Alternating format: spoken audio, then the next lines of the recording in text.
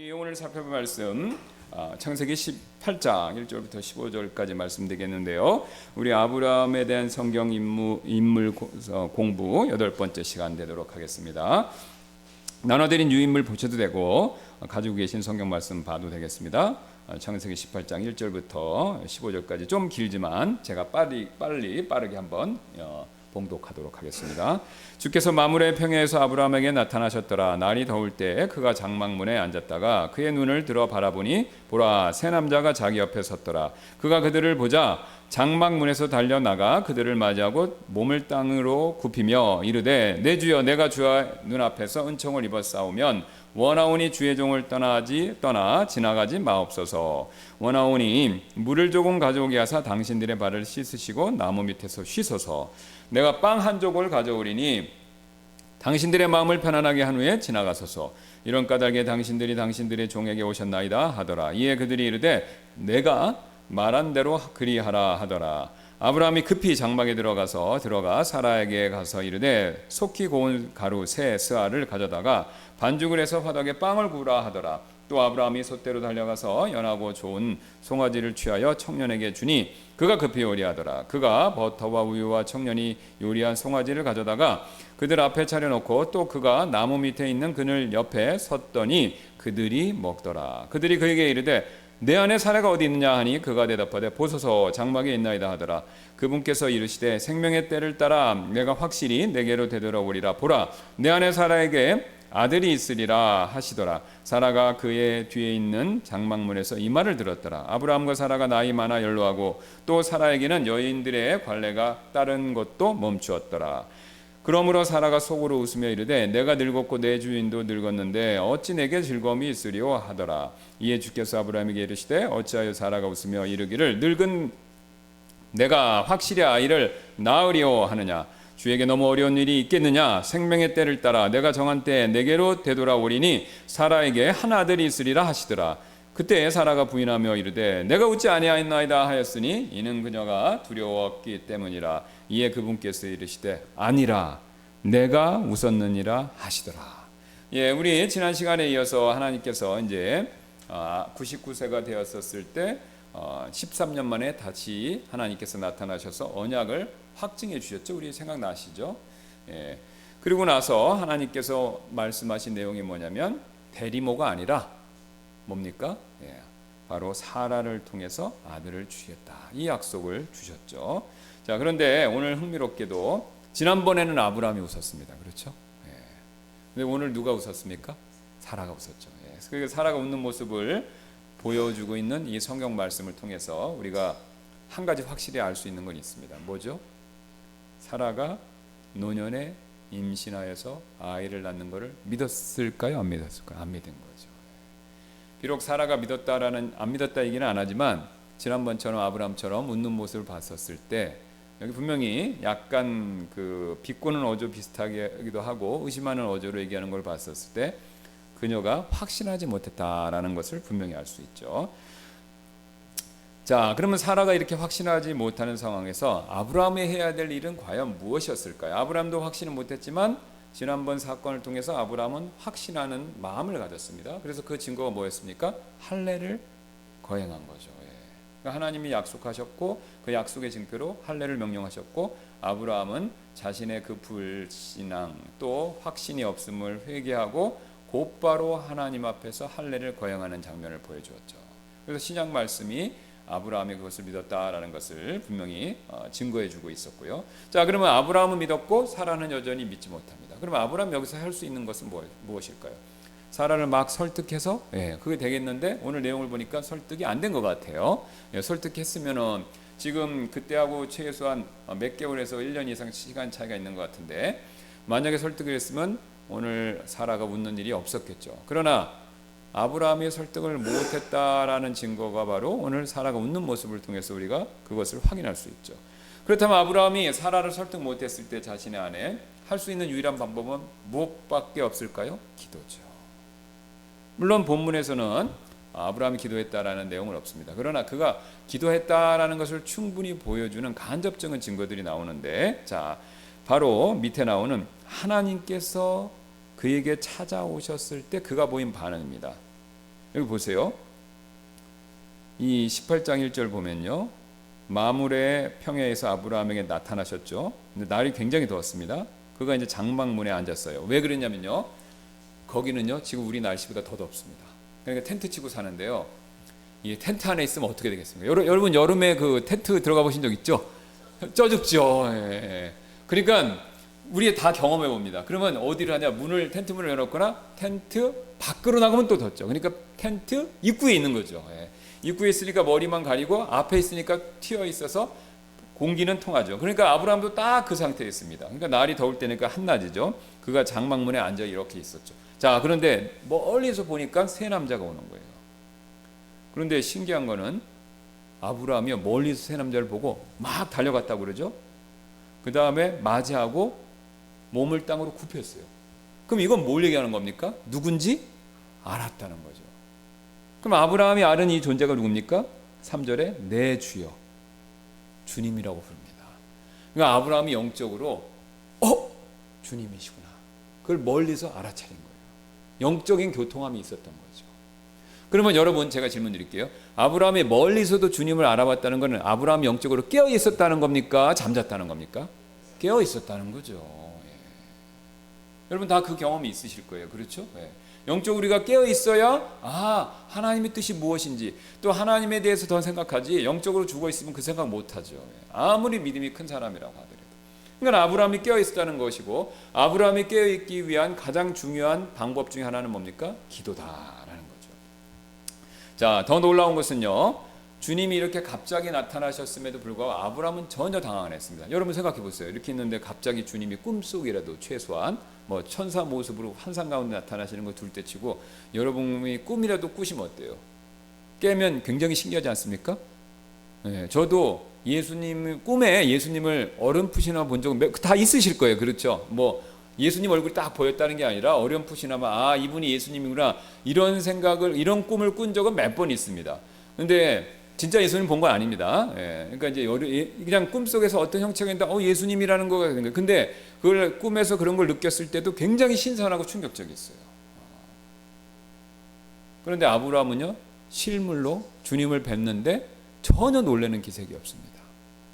마치 기다렸다는 듯이 맞이했다는 거죠. 그건 뭐냐?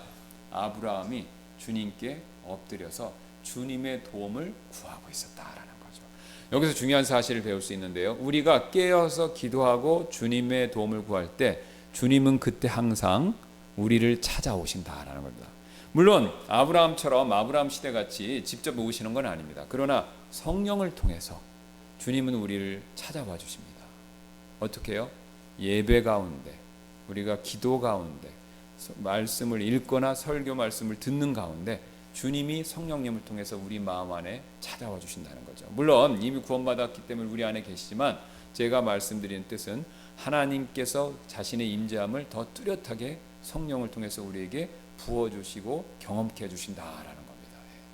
지금 그와 비슷한 일이 아브라함에게 일어났다라는 거죠. 자, 그 다음에 아브라함은 그래서 찾아오신 주님에 대해서 놀라운 대접을 합니다. 여기 보시면은 아브라함은 주님한테 그냥 물 한 발 씻고 가시고 빵 한 조각 이렇게 잠깐 잡수시고 가세요라고 해서 거의 반강제로 대답을 얻어낸 다음에 어떻게 했습니까? 최고의 대우를 해주는 장면을 보죠. 6절부터 8절입니다. 아브라함이 급히 장막에 들어가 사라에게 이르되 고운 가루 세스하. 여러분, 우리는요 요즘에 풍족해서 이 고운 가루 너무 흔합니다. 그렇죠? 밀가루, 고운 가루, 요새는 이게 그 비만과 관련 있다고 사람들 기피해서 통밀을 드시고 그러는데, 그 시대는 정반대입니다. 고운 가루는요 진짜 고급 재료예요. 보통의 사람은 뭘 먹었습니까? 지금 우리가 먹는 통밀보다 더 거친 밀가루 같은 걸 먹었습니다. 그런데 지금 아브라함은 속히 고운 가루 세스아를, 이 세스아가 양이 꽤 되는데 보통 때보다는 훨씬 많은 거죠.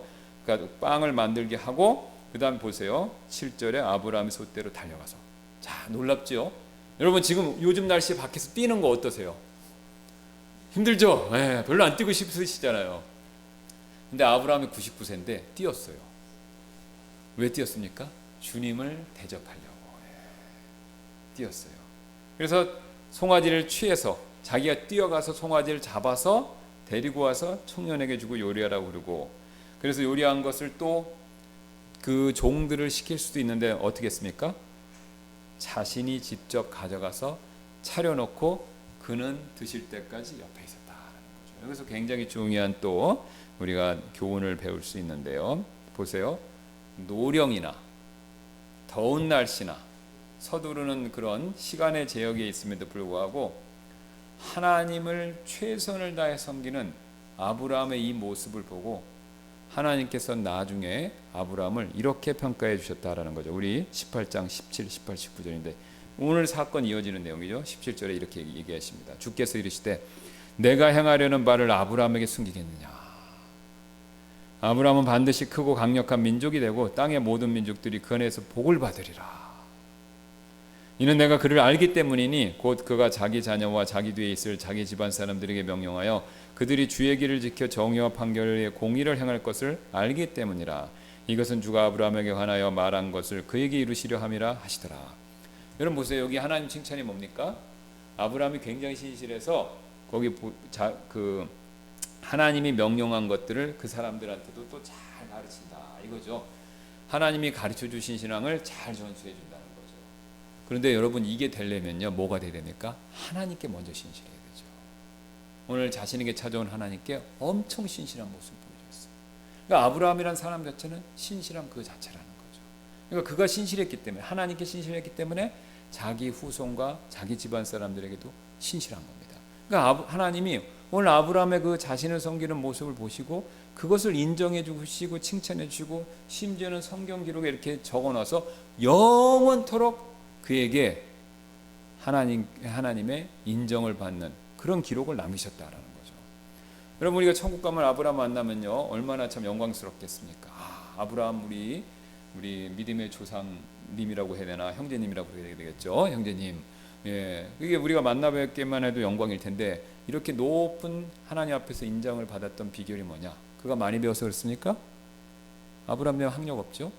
부자였기 때문에 처음부터 아니죠. 하나님이 복을 주셨죠. 그죠? 예. 뭐 육체적으로 힘이 셌습니까? 아니죠. 정치적 권력이 있었나요? 아니죠. 나그네로 살았지 않습니까? 근데 그가 뭘로 인정받았습니까? 신실함이죠. 신실함. 나이나 날씨나 어떤 상황에 관계없이 신실했다는 거. 사실 여러분 돈, 권력, 지식 이런 거 하나님께는 아무 소용이 없습니다. 왜요? 그거 다 하나님이 갖고 계시잖아요. 하나님 똑똑한 사람이 필요하신 게 아닙니다. 하나님 돈 많은 사람이 필요하신 것도 아니고 하나님 정치 권력이 있는 사람이 필요하신 것도 아니라는 거죠. 왜요? 그걸 다 주관하시는 분은 하나님입니다. 근데 하나님이 딱 필요하는 게 있어요. 그게 뭔지 아세요? 우리 마음의 신실함이에요. 사람의 마음만큼은 하나님이 일부러 주관하실 수도 있지만 기계나 로봇처럼 하나님이 조종하실 수도 있지만 사람을 하나님의 형상으로 만들었기 때문에 하나님께서 사람을 우리의 자유의지를 존중해 주시기 때문에 우리가 스스로 선택하는 것 그걸 하나님은 가장 귀하게 여기신다는 거죠. 그래서 하나님은요 불순종을 제일 미워하세요. 반대로 순종을 제일 기쁘게 여기시는 겁니다. 이건 성경 전체에 쫙 깔려있는 원리입니다. 여러분 그렇잖아요. 아담은 불순종, 마지막에 나온 계시록에 나온 예수 그리스도는 순종.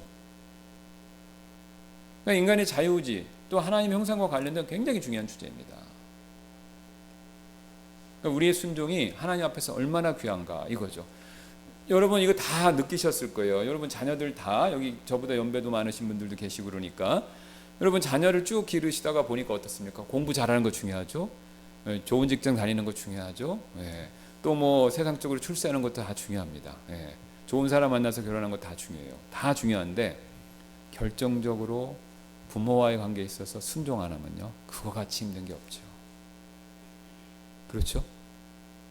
내 아들이 대통령이 돼도 내 말 안 듣고 불순종해서 나하고 사이 나쁘면 소용없죠. 그렇죠? 내 아들이 재벌 총수가 돼도 그렇죠? 내 말 잘 안 듣고 나 무시해서 그렇죠?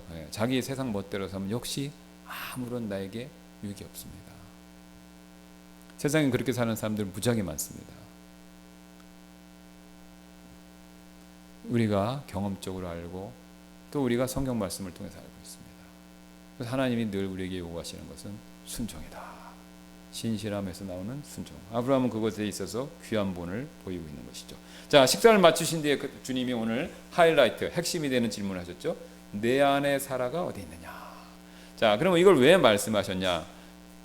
바로 하나님이 알고 계셨습니다. 뭘 알고 계셨냐면요, 사라가 천막 뒤에서 이 세 방문자의 이야기를 듣고 있었다. 그 당시 문화에 의하면요, 손님이 왔을 때 아녀자들은요 이렇게 나오면 안 되는 겁니다. 물론 나라마다 문화가 틀려서 뭐 나오는 사람도 있지만, 그 당시 유대인들, 지금도 뭐 이슬람 사람들 아시잖아요. 막 두르고 싸고 그러지 않습니까? 이쪽 문화는 아녀자를 밖에 보이지 않는 게 문화예요. 그러니까 손님이 왔으니까 당연히 사라는 안에 있어야 되는 거예요. 그러니까 이제 안에 있는데 사라가 궁금해서 이건 듣고 있었던 거죠. 근데 이 낙타털로 짰기 때문에 보이질 않습니다. 그 낙타털로 짠 천막 뒤에 아주 깊은 곳에 숨어 있었죠, 사실은. 예. 그런데 이게 천이니까 다 들리는 거죠. 예. 듣고 있었던 겁니다. 자, 거기서 하나님이 이 말씀하셨죠. 생명의 때를 따라 내가 확실히 내게로 되돌아오리라. 10절이죠. 보라, 내 안에 사라에게 아들이 있으리라. 이 얘기를 들었을 때 사라의 첫 번째 반응이 아멘 할렐루야가 아니라 웃었다라는 거죠. 의미심장한 웃음이었을 겁니다. 기가 막히다는 뜻, 그 의미에서부터 아니면은 한숨 섞인 웃음일 수도 있고, 그렇죠? 예. 아니면 이건 하나님이 농담하시나라고, 예? 그렇게 생각해서 웃는 웃음일 수도 있고, 어떤 의미인지는 잘 모르지만 한 가지 확실한 건요, 믿지는 않았다는 겁니다. 예.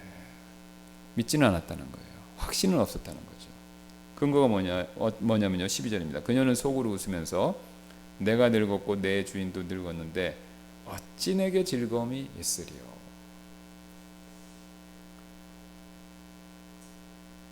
사실 이 사라가 지금 어찌 내게 즐거움이 있으리요라는 건요, 마음에서 한 겁니다. 말로는 안 했죠. 자, 그래서 그녀의 생각, 그 다음에 그녀의 이런 웃음은요, 그녀의 마음 깊은 곳에 있었고 들리지 않았습니다. 그리고 사라는 낙타털로 짠 천막 뒤에 있기 때문에 아마 속으로 이렇게 했을지도 몰라요. 그죠? 예, 웃음소리는 안 내고. 그러면 이제 손님이 있는데 보면은 이러면 저 사람 웃는다 알 수 있는데 가려져 있는 거죠. 가려져 있고 이렇게 할 수도 있었어요. 예. 그러니까 전혀 볼 수가 없는데 하나님이 물어보셨어요. 18장 13절에 이에 주께서 아브라함에게 이르시되 어찌하여 사라가 웃으며 이르기를 늙은 내가 확실히 아이를 낳으려. 두 가지를 말씀하셨어요. 속으로 웃은 거, 속으로 생각한 거. 자, 여기서 굉장히 영적으로 중요한 사실을 우리가 하나 배울 수 있는데요. 자, 지금 하나님께서 나그네 모습으로 찾아오신 목적은 뭡니까? 내년 이맘때 내가 기적을 베풀겠다 이거지요.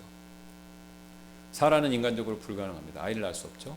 그런데 이제 내가 내년 이맘때 찾아와서 사라에게 기적을 베풀어서 아이를 낳게 해주시겠다. 이 메시지를 전하러 오셨잖아요. 그래서 기적을 베푸겠다라고 그 말씀을 하는데 이미 놀랍게도 하나님께서는요, 기적을 베풀고 계신 거예요. 어떤 기적입니까? 사람의 마음을 꿰뚫어 보는 그 놀라운 기적을 행하시고 사라한테 가르쳐 주시는 겁니다. 그러니까 큰 기적 앞에 작은 기적을 보여주신 거예요.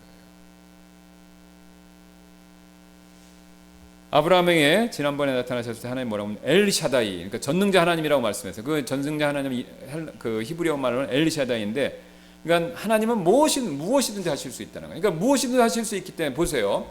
하나님의 논조는 이겁니다.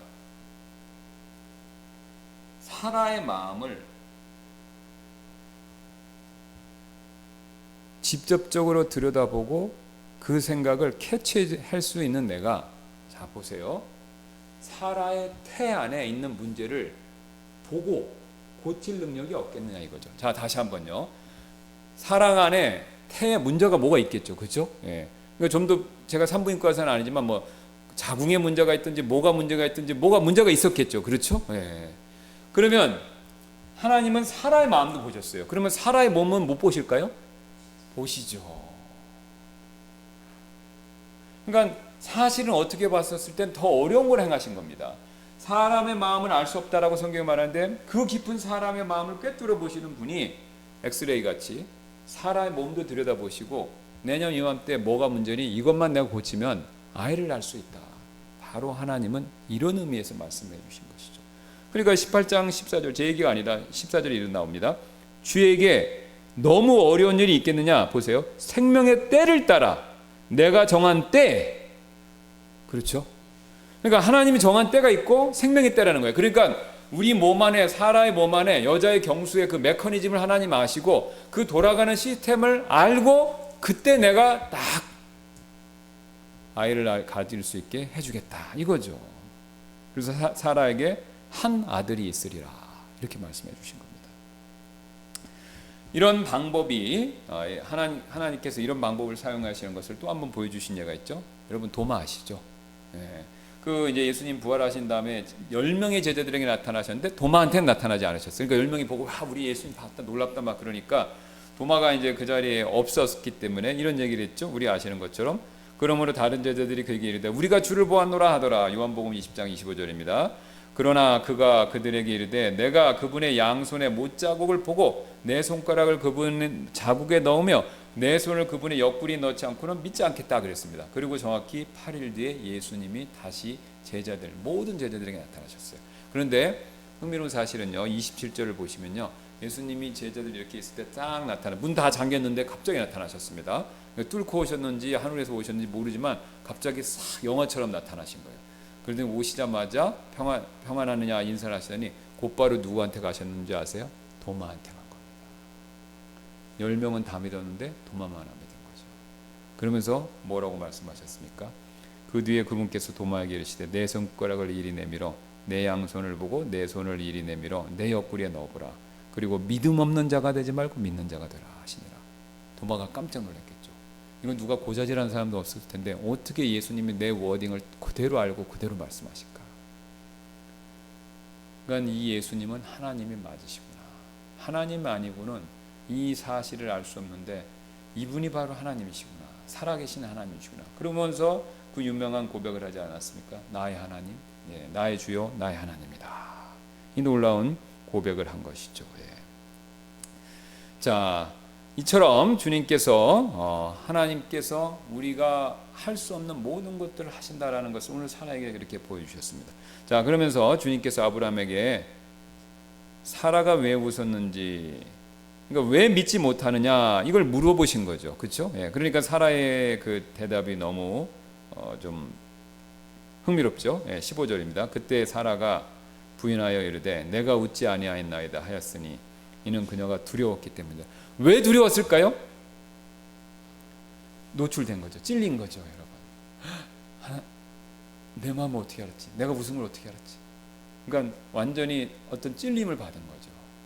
그러니까 큰 찔림을 받았기 때문에 두려워한 겁니다. 이에 그분께서 이르시되 아니라 내가 웃었느니라. 성경은 더 이상 얘기는 하진 않습니다. 창세기에서는요. 그러나 시간이 얼마나 흘렀는지 모릅니다. 나중에 히브리서 11장 11절은 이 얘기를 합니다. 믿음을 통해 사라 자신도 나이가 지났을 때 씨를 수태하는 힘을 받아 아이를 출산하였으니 이는 그녀가 약속하신 그분을 신실한 분으로 판단했기 때문이라.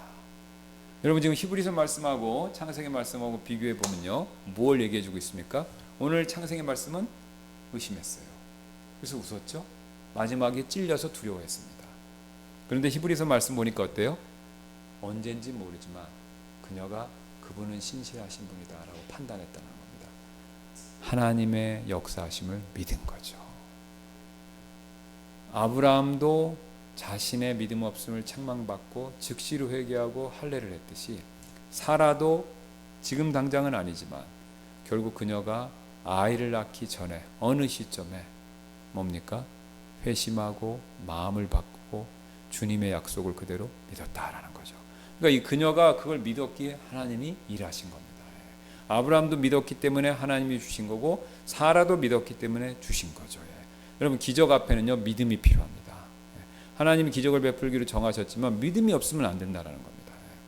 자, 그래서 우리가 여기서 몇 가지 원리들을 빠르게 살펴보고 마무리하겠습니다. 첫 번째 원칙 1, 하나님은 아브라함 시대나 지금이나 같은 동일하신 하나님이십니다. 여러분 이 사실 믿으시죠?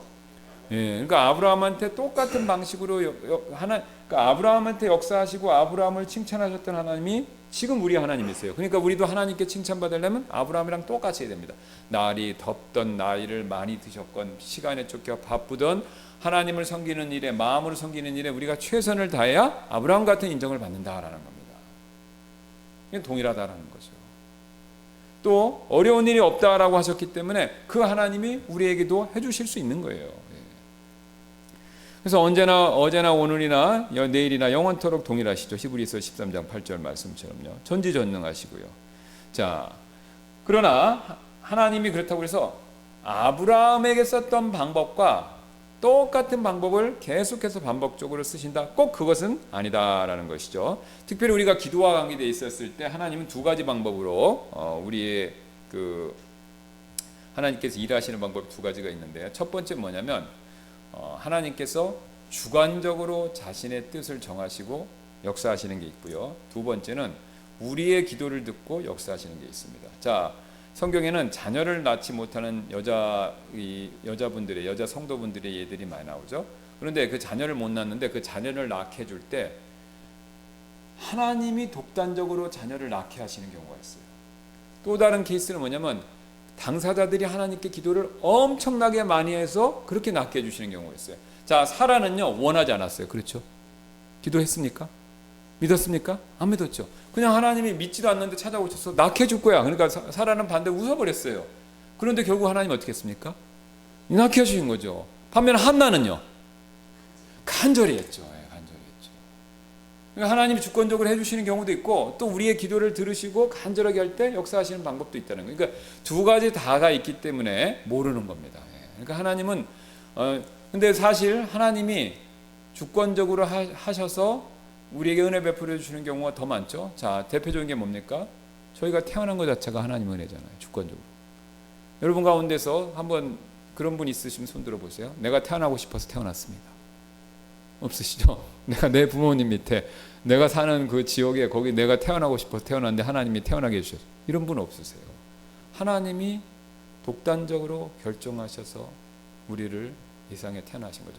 저는 가끔 이게 북한 관련 이걸 보거든요. 우리가 선교와 관계돼서 북한에서 그분들 보면 너무 불쌍해. 눈물이 날 때가 많은데 야, 내가 이게 한국에 태어난 것만 해도 감사하다는 생각입니다. 또 저희가 부모님 세대, 저희 할아버지 세대 보고 또 이때 태어난 것만 해도 감사하다. 이거 제가 선택한 것도 아닌데 그리고 우리나라는 감사하게도 전쟁기에서 딱 평화기예요. 우리 역사가 평화기가 있고 전쟁기가 있고 평화기 있고 전쟁이 있잖아요. 저와 여러분은 그래도 나이 드신 우리 성도님 6.25 겪으신 분도 있으시겠지만 대부분의 인생의 대부분이 평화기에 태어난 거예요. 여러분 우크라이나에 있는 사람들 보세요. 태어났는데 전쟁이에요. 그리고 20살에서 장가가고 이제 부모님들이 다 길러놓고 이제 인생을 펼치려고 할 때 전쟁터 끌려가서 그냥 죽습니다. 그런 일을 내가 안 겪은 것만으로 사실 감사할 일이죠. 그러니까 우리가 여기 지금 이렇게 살고 있는 것 자체 하나님이 주권적으로 이렇게 정해 주시고 생명 주시고 또 구원해 주신 것만 해도 얼마나 큰 은혜입니까? 내가 믿음을 써서 내가 믿음을 사용해서 구원을 선물 받았지만 하나님이 또 구원에 필요한 모든 걸 제공해 주셨잖아요. 그러니까 그것도 감사한 거죠. 하나님이 독단적으로 자신의 뜻에 따라 하셨는데 그게 사실은 다 감사할 내용이다.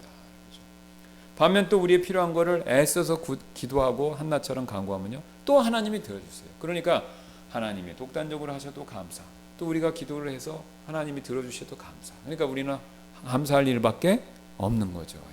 모든 일에 감사하라. 그게 진리입니다.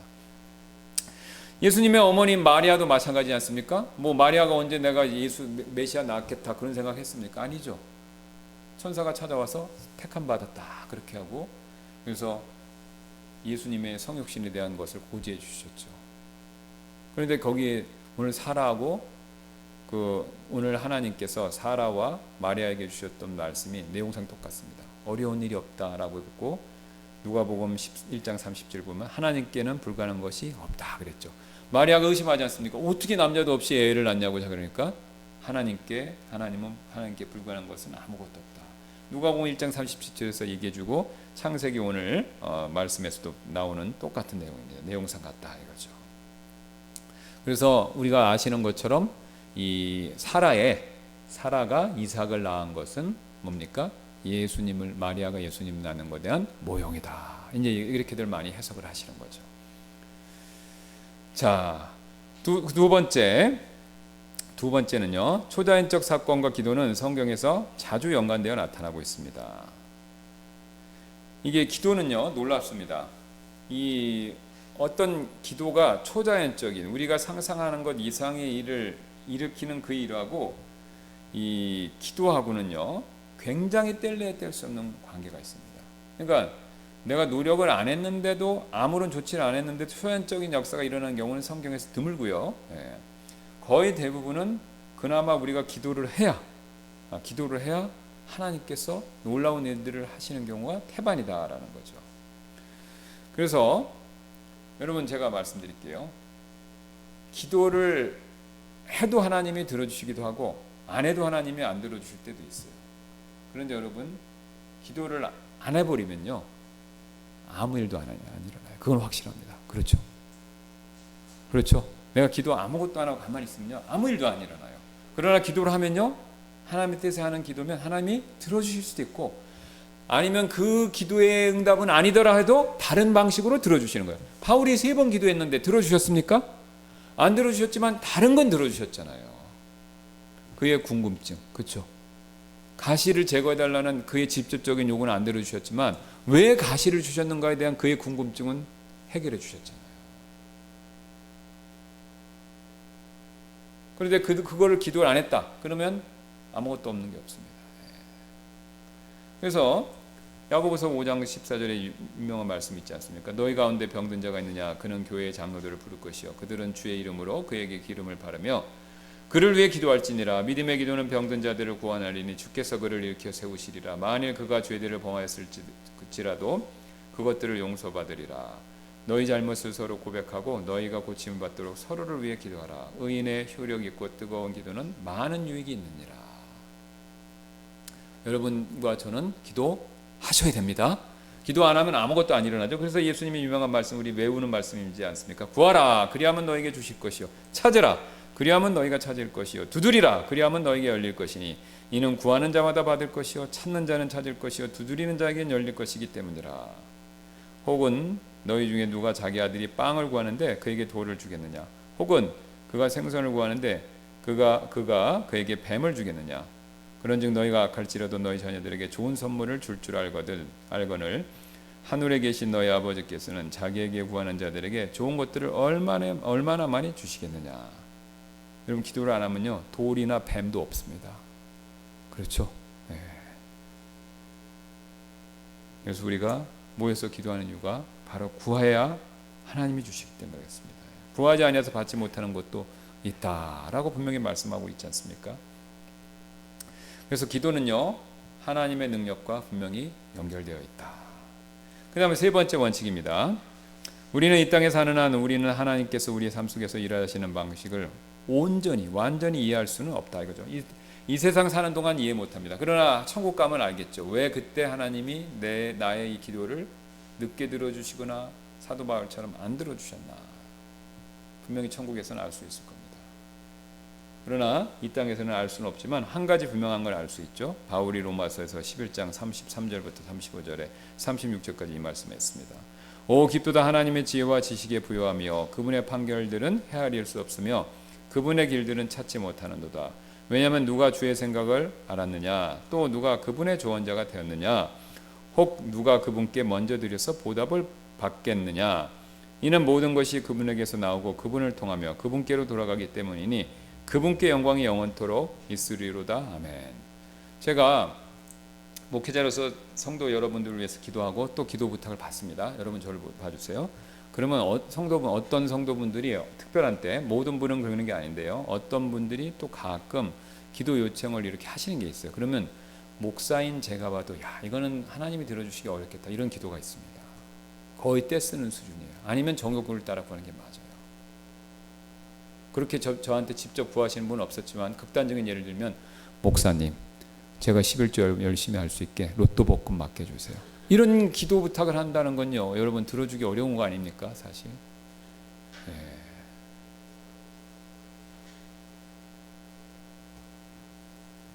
사실 하나님은 이런 면에 있어서 더 잘 아시는 거죠. 이게 들어주기 어렵고 기다려야 될 게 너무나도 많은 겁니다. 그러니까 하나님은 다 알고 계세요. 그러니까 우리는 기도응답의 유무에 신경을 쓰시면 안 되고요. 하나님이 어떤 분인가 신경 써야 됩니다.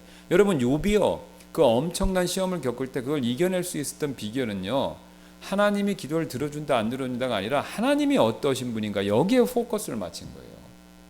욥의 아내는 하나님이 들어주시고 안 들어주신 거, 그거에 포커스를 맞춘 거예요. 지금까지 잘 주시다가 왜 이렇게 불행을 주냐, 나 하나님 안 믿을래, 이거였잖아요. 그러니까 욥이 뭐라고 합니까?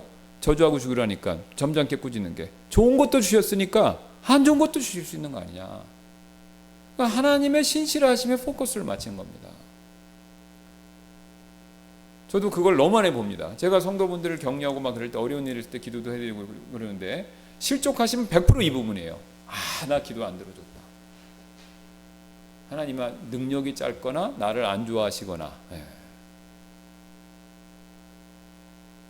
그러니까 다 이 부분에서 걸려 넘어지십니다. 그런데 정말 여러분, 우리가요 힘들죠 사실. 제가 옆에서 지켜봐도 도와드려도 힘들어요. 왜? 그 마음을 생각하면 힘듭니다. 이게 얼마나 힘듭니까? 사실 어려운 일 겪으시면 건강상의 문제, 재정상의 문제, 뭐 사건 사고, 가정의 문제, 이거 굉장히 힘들어요. 사실 아무도 쉽게 해결해 줄 수 없는 문제입니다. 그런데 그걸 이겨내셔야 돼요. 그렇죠? 이겨내지 못하고 뒤로 물러나면요 더 불행해져요. 사탄은 항상 우리를 낙담시켜서, 욥의 아내가 실족하니까 결국 입에서 꺼낸 게 뭡니까? 죽음이지 않습니까? 죽으라는 거잖아요. 그러니까 우리가 뒤로 물러나면 죽음밖에 기다리는 게 없습니다. 근데 하나님은 죽으라는 걸 원하시는 게 아니라 살라고, 사는 걸 원하시잖아요. 생명을 원하시잖아요. 그러니까 우리가 앞으로 나가야 되는 겁니다. 근데 앞으로 나가려면요 하나님의 어떠하심에 초점을 맞춰야 됩니다. 하나님은 신실하시다. 하나님은 여전히 나를 사랑하신다. 하나님은 나의 이런 문제에도 불구하고 여전히 나를 버리시지 않는다. 여기 하나님의 어떠하심, 여기를 잃지 마셔야 돼요. 사실 사탄이 집중적으로 공격하는 게 이겁니다. 욥, 우리가 지금까지 살펴봤던 아브라함, 이 부분에 있어서 흔들리지 않은 겁니다. 다윗도 보세요. 죄짓고 얼마나 하나님의 그 용서하시는 자비와 궁율, 거기에 얼마나 호소합니까? 시편에 보면 하나님의 그 용서해 주시는 그 큰 사랑에 호소를 하잖아요. 여기에 우리가 포커스를 맞춰야 된다는 것이죠. 그래서 그리스도인으로서 우리는요, 하나님께서 우리를 대하시는 과정에서 우리가 이해할 수 없는 어떤 일들이 벌어졌었을 때 그것을 혼란스러워하거나 그 일로 인해서 어떤 혼돈이나 환멸 같은 걸 가져서는 안 된다는 겁니다. 가질 수는 있습니다. 그러나 거기에 빠져들어서는 안 된다는 거예요. 사탄은 그거에 빠져들기 원하는 거죠. 욥의 아내처럼 말이죠. 네 번째입니다. 하나님의 신성한 도움, 지원, 이를 얻기 위해서 우리는 항상 그분의 뜻에 따라 기도해야 되죠. 우리 요한일서 5장 14절 유명한 말씀이죠. 또한 이것이 그분 안에서 우리가 가진 확신이니 곧 우리가 그분의 뜻대로 무엇이든 구하면 그분께서 우리의 말을 들으신다는 것이라. 그러니까 그분의 뜻대로 구하면 하나님이 우리의 기도에 귀를 기울이신다라는 것이죠. 그러면 이제 궁금해지죠? 우리가 그분의 뜻에 따라 기도하고 있는 걸 우리가 어떻게 알 수 있냐, 어떻게 확인할 수 있냐, 우리 스스로 어떻게 체크할 수 있느냐. 그러면 결국은 가장 확실한 답은 성경 말씀에 기초하는 것밖에 없습니다. 여러분 그렇죠? 내 감정, 어떤 상황 이런 걸 놓고 보면요 실수할 가능성이 없습니다. 하나님 말씀에 근거해서 내가 지금 하나님의 뜻대로 구하고 있는 거 아닌가를 체크해야 된다라는 거죠.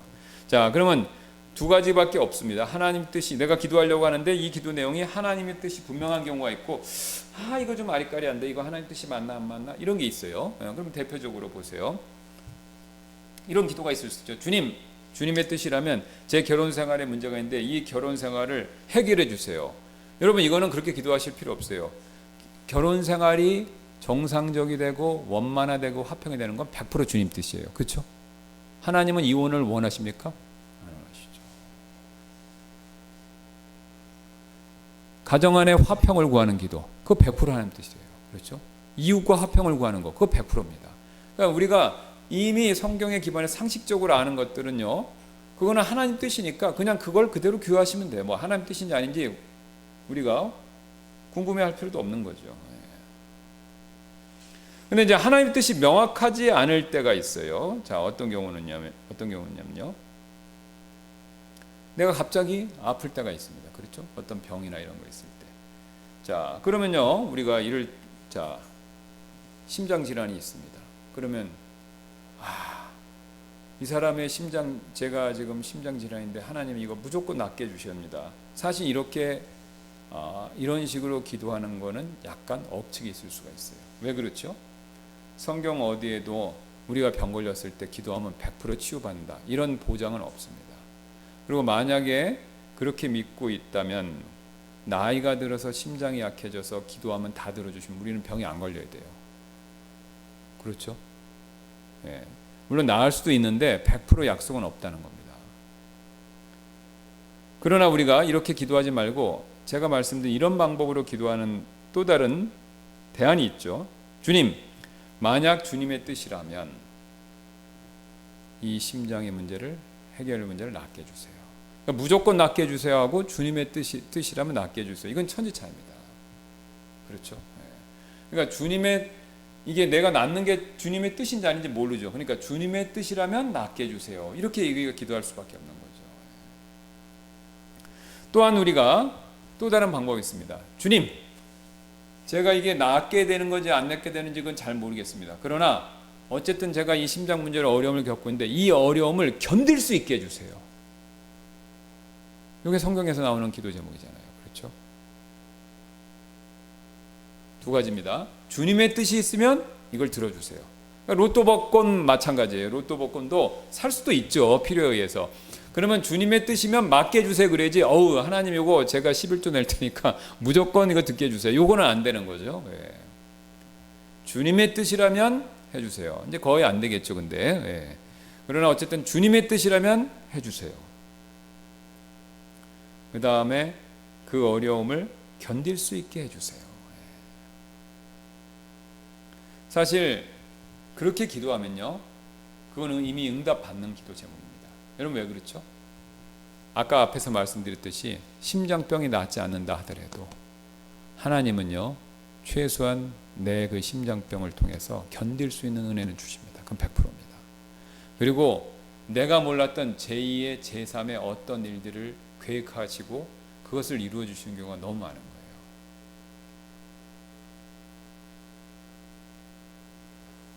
제 아내가 그 최근에 뭐 유튜브를 봤는데 머리가 이렇게 둘이라고 그랬죠? 붙은 쌍둥이인가 근데 머리가 이렇게 붙었어요. 붙어서 태어난 거예요. 이렇게 다니는데요. 몸은 떨어졌는데 한 사람 또 자꾸 이렇게 돼 있대요.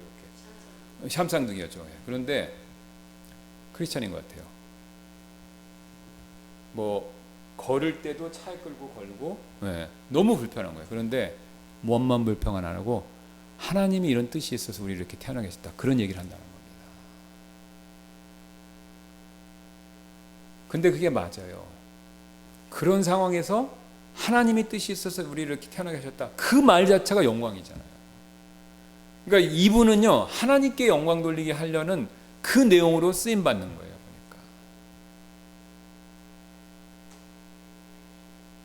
그러니까 이런 일이 우리 삶에서 모든 곳에서 사실 일어날 수도 있고 일어날 수 있는 것이고요. 또 일어나야 되는 거죠. 이런 식의 우리의 기도. 그러니까 내가 무슨 문제가 있어서 주님의 뜻이라면 도와주세요. 그러나 그리 아니하실지라도 하나님이 다른 걸 통해서 역사하실 거 믿고 감사합니다. 이 믿음을 우리가 계속 가지셔야 돼요. 여러분 제가 100% 말씀드리는데요. 이 믿음이 없으면요. 우리가 이 세상 살 수 없습니다. 저나 여러분요. 언젠가 실족해요. 왜? 인생사 내 마음대로 100% 안 되는 거지 않습니까? 내 건강 문제, 내 자식 문제, 내 재정 문제 그 100% 다 원하는 대로 다 하나님이 들어주시고 다 된 게 몇 번이나 사시겠습니까? 그럼 그럴 때마다 우리는 어떻게 되겠습니까? 포기하고 실족한다? 아니면 방금 말씀드렸던 것처럼 우리가 지금 살펴보는 내용처럼 하나님의 섭리적인 또 다른 합력하여 선을 이루는 또 다른 뜻을 찾는 것, 이게 더 지혜롭고 그게 어쩌면 하나님이 원하시는 일인지도 모른다라는 겁니다.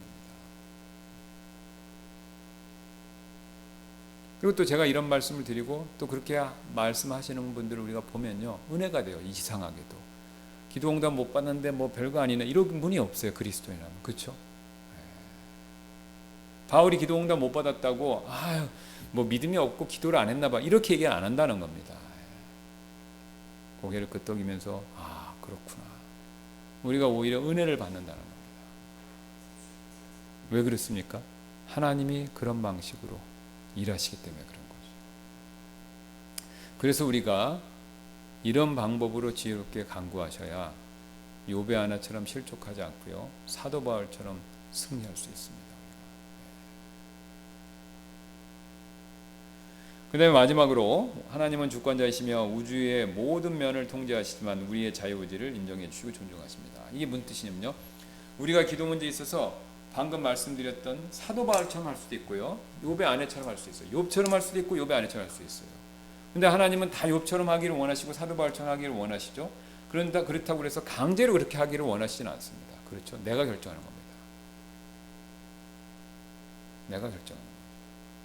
그런데 내가 욥처럼 사도 바울처럼 그렇게 선택을 하고 그런 식으로 기도하고 그렇게 하나님을 붙들면요, 하나님께서 그것에 대한 복과 그것에 대한 여러 가지 유익들을 나에게 주시죠.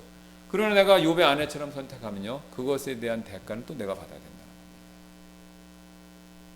그렇죠? 그러니까 최악의 경우는 하나님이 징계하셔서 나를 빨리 데려가실 수도 있어요.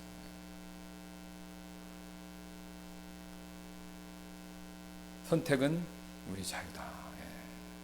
오늘 아브람과 사라가 그런 면에 있어서 훌륭했습니다. 아브람은 직지로 했고 사라는 시간이 걸렸지만 어떻게 했습니까?